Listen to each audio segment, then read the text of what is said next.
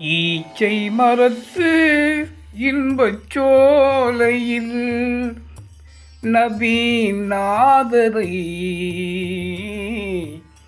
இறைவன் தந்தான் அந்த நாளையில். இறைவன் தந்தான் அந்த நாளையில்.